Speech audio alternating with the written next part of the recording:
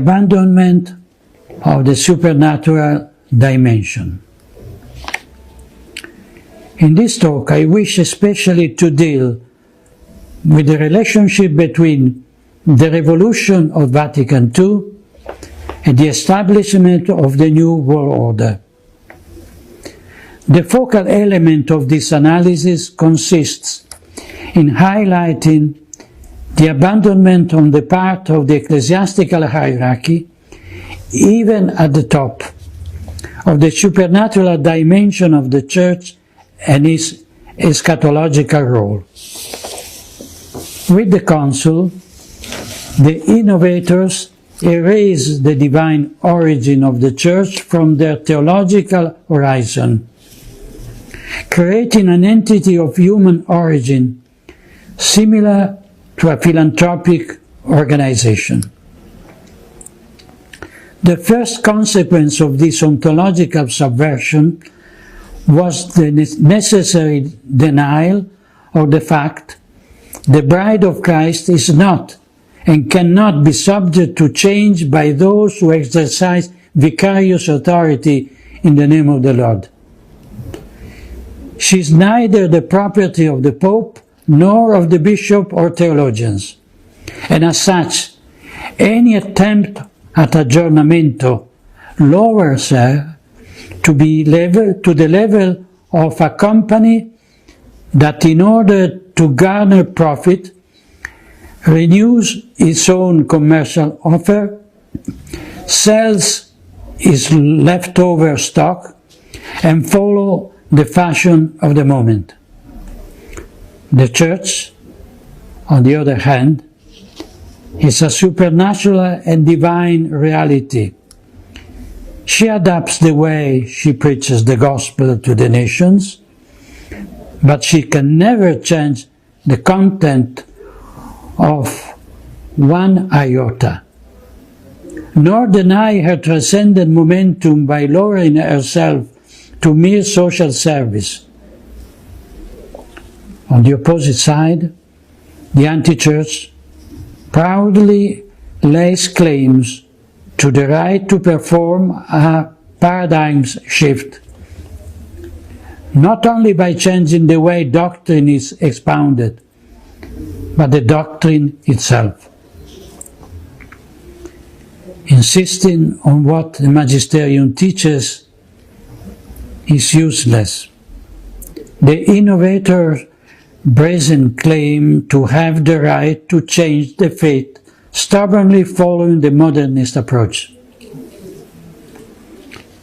The Council's first error consists mainly in the lack of the transcendent perspective, the result of a spiritual crisis that was already latent, and the attempt to establish paradise on earth with a sterile human horizon. In line with this approach, Fratelli Tutti sees the fulfillment of an earthly utopia and social redemption in human brotherhood, pax ecumenica between religions, and welcoming migrants.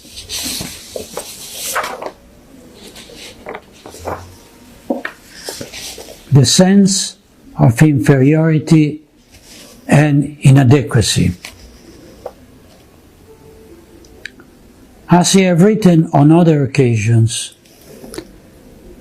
the revolutionary demands of the Nouvelle Théologie found fertile ground in the Council Fathers because of a serious inferiority complex vis-à-vis the world. There were times in the post-war period when the revolution led by Freemasonry in the civil, political and cultural spheres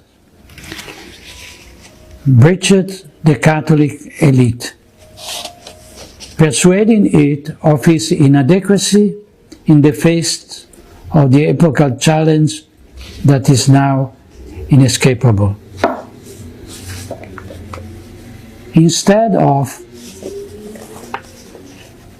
questioning themselves and their faith. This elite bishop, theologian, intellectual recklessly attributed responsibility for the imminent failure of the Church to a rock-solid hierarchical structure, to a monolithic doctrinal and moral teaching, looking at the defeat of the European civilization that the Church had helped to form. The elite thought that the lack of agreement with the world was caused by the intransigence of the papacy and the moral rigidity of priests not wanting to come to terms with the zeitgeist and open up. This theological approach stems from the false assumption that between the Church and the contemporary world there can be an alliance, a consonance of intent, a friendship. Nothing could be further from the truth, since there can be no respite in the struggle between God and Satan, between light and darkness. I quote from the Genesis, "I put enmity between thee and the woman, and between thy seed and her seed. He shall bruise thy head, and thou shalt bruise his heel." This enmity willed by God Himself, which places Mary most holy and the Church as eternal enemies of the ancient serpent. The world has its own prince, who is the enemy, a murderer from the beginning, and a liar, creating a pact of non-belligerence with the world means coming to terms with Satan. This overturns and perverts the very essence of the Church, whose mission is to convert as many souls to Christ for the greater glory of God, without ever laying down arms against those who want to attract them to themselves and to their damnation. I will talk